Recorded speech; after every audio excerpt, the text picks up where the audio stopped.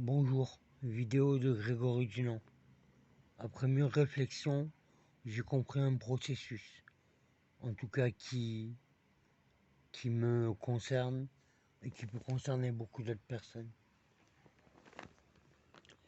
Voilà maintenant 30 ans que je suis toxicomane. J'ai arrêté il y a 4 ans, donc j'ai été toxicomane pendant 27 ans. Et j'ai fait mon dernier sevrage de Ritaline à l'hôpital Sainte-Marie. Alors il faut dire que moi, mon produit, c'était les psychostimulants, les amphétamines, l'Ortenal, le Zinanted, les ordinators, le Fenproporex, le Ténuate d'Ospan et la Ritaline par injection. Il faut savoir que j'ai eu une enfance difficile.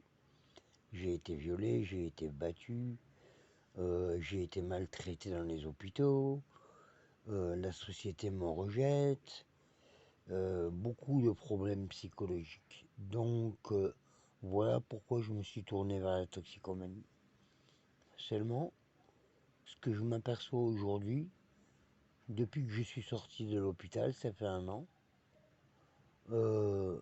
j'ai eu des petites consommations de Ritaline 1 ou 2 fois par semaine qui me soulageaient d'un bien-être absolu. Beaucoup plus que quand je prenais les ordonnances que me faisaient les médecins généralistes qui n'avaient pas le droit de les faire. Et donc, où c'est que je prenais les boîtes en même pas 4 jours. Voilà. À petite dose, ça calme beaucoup plus. À petite dose, sur la semaine, par exemple, 3 ou 4 gélules 2 fois par semaine, ça calme bien. Ou alors, il faudrait qu'il y ait un infirmier qui amène tous les jours le produit. Et dans ces cas-là, ça servirait de produit de substitution. C'est pour ça que je fais cette vidéo. Pourquoi on devient toxicomane? Pas pour le plaisir, je vous le garantis. Parce qu'on manque de plaisir. On a souffert. Quelqu'un qui souffre manque de plaisir. Donc cherche un autre plaisir. S'il a recours à la toxicomanie, eh ben, il sera dans sa bulle et il souffrira plus. Seulement moi j'ai une psychose. Donc j'ai dû faire des allers-retours en psychiatrie à cause des prises de Ritaline qui se faisaient à l'époque.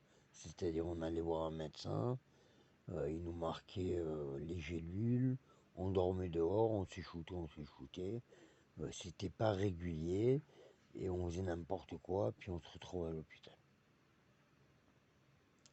Je me suis aperçu que chaque fois que j'ai fait un sevrage et que, je n'étais plus toxicomane, la souffrance revenait. Pourquoi?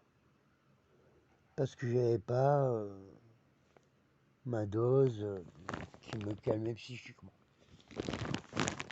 qui m'aveuglait les problèmes psychologiques, qui me les faisait mettre de côté sans les oublier, mais qui me les masquait. Donc aujourd'hui, j'ai pensé à une chose.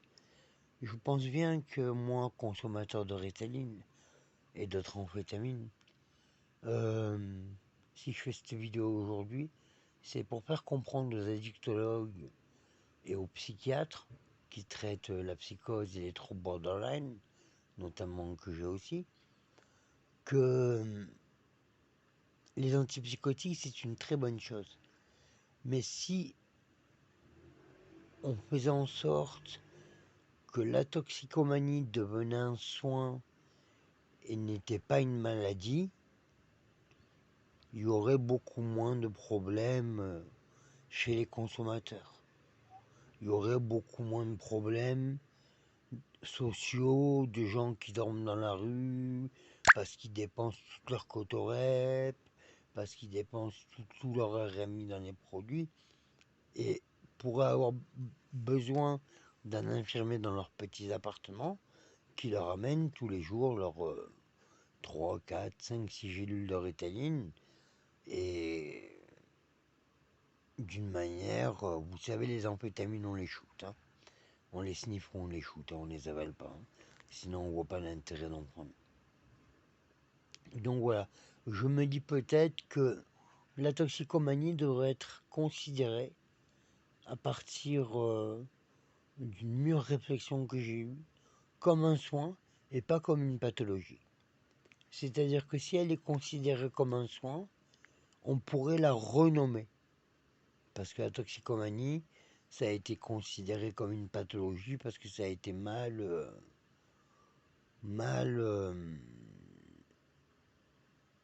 maltraité par les patients et par les médecins. Le patient qui est prêt à tous les jours prendre sa drogue, pour moi c'est la Ritaline. On va parler de moi. Si je suis prêt tous les jours à prendre ma Ritaline, qu'on me donne mes gélules et que j'ai du matériel stérile, que je shoote pas en groupe, c'est-à-dire que quand même j'ai plus, je suis plus dans le même contexte qu'à l'époque, mais je souffre parce que je n'ai plus produit. Donc pendant 10 mois ou 8 mois, je sais plus, j'ai consommé de la Ritaline un maximum 2 ou 3 fois par semaine, une gélule et demie à chaque fois, le bien-être total, plus de souffrance, plus de... ça me calmait. Par la suite, j'ai attrapé une pathologie au foie, parce que j'ai bu de l'alcool, faute de ne pas avoir de la Ritaline, dépression, etc. Et tout ce qui va avec. Et donc, j'ai attrapé une cirrhose hépatique. J'ai fait un sevrage à l'hôpital à ma demande, parce que je me suis aperçu que l'alcool,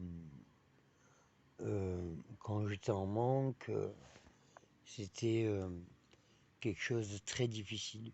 Et avec du Valium, j'ai réussi à ne plus être en manque d'alcool. C'est-à-dire que je peux boire une bière par semaine, ou 0, ou 2, ou 3, mais pas boire 10 ou 15 U6 par jour.